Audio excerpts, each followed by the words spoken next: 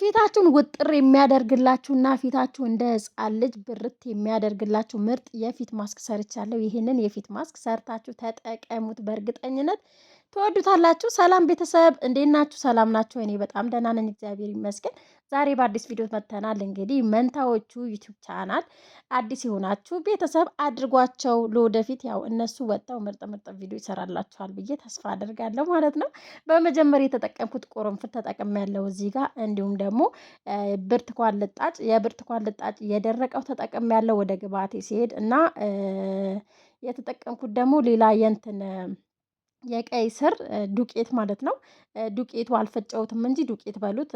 ቀይ ስር በነገራችን ላይ አትጣሉ። ቀይ ስር ሰርታችሁ እኔ ዳቦ እየሰራው ጨምቄበት ፍርፋሪውን አስጥቼው በሱ ነው ይሄንን የሰራሁት። በጣም ትወዱታላችሁ። ቀይ ስሩ ካላችሁ በሱ መስራት ትችላላችሁ። ከሌላችሁ ግን በቁርንፍዱ ብቻ መስራት ትችላላችሁ። ይሄንን ክሬም ማለት ነው።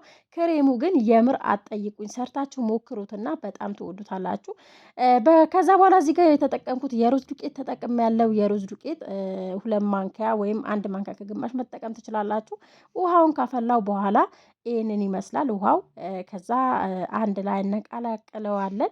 ግማሹ ነው የምጠቀመው። ኒሻ ካላችሁ ኒሻ መጠቀም ትችላላችሁ እናንተ። የበቆሎ ዱቄት ካላችሁ ደግሞ የበቆሎ ዱቄት ማለት የሩዝ ዱቄት ማለት ነው። ኒሻ ማለት የበቆሎ ዱቄት ነው።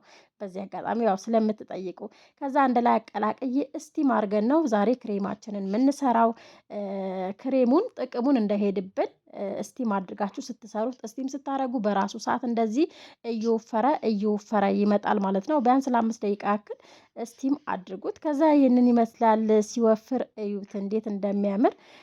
የምር በጣም ትወዱታላችሁ። በእርግጠኝነት ታመሰግኑኛላችሁ። ይሄንን ማስክ ከተጠቀማችሁ ማለት ነው።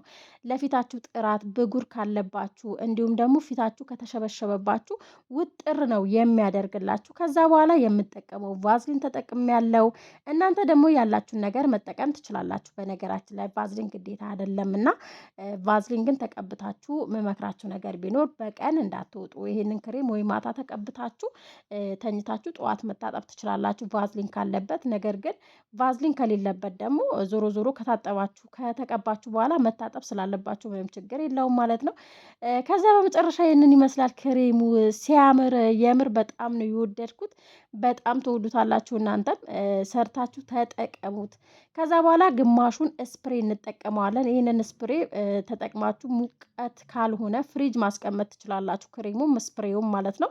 ቢያንስ ለ3 ቀን ለ4 ቀን ይበቃችኋል። ለምን ሙቀት ከሆነ ይበላሻል ውጪ። ስለዚህ ፍሪጅ ላይ ማስቀመጣችሁን እንዳትረሱ።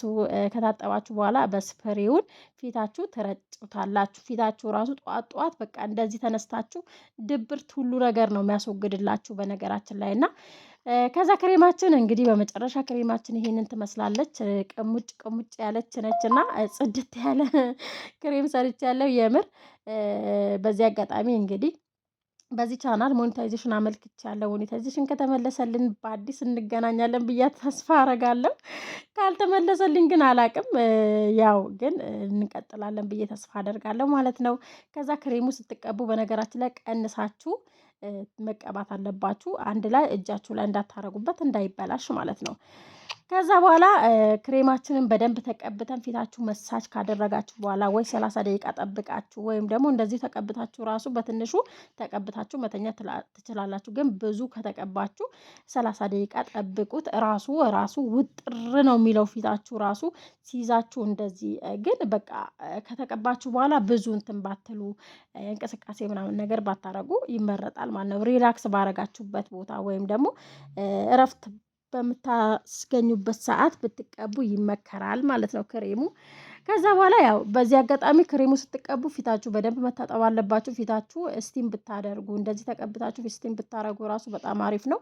እንግዲህ ፊቴን እንደዚህ ከተቀባው በኋላ ታጥቤ ያለው ከ10 ደቂቃ በኋላ ነው ያቆየሁት። ከዛ ታጥቤ እንደዚህ ስፕሬውን እንረጫለን ማለት ነው። ምርጥ ክሬም ነው የሰራሁላችሁ። ሌላ መሰራላችሁ ቪዲዮ ካለ ኮመንት ስር አስቀምጡልኝ፣ እሰራላችኋለሁ። በነገራችን ላይ ስፕሬ ለጸጉራችን ብትጠቀሙ ምንም ችግር የለውም። በሌላ ቪዲዮ እንገናኛለን። እስከዛ ድረስ መልካም ቆይታ ይሆንላችሁ። ባላችሁበት ቸር ቆዩ። ባይ። መልካም ቆይታ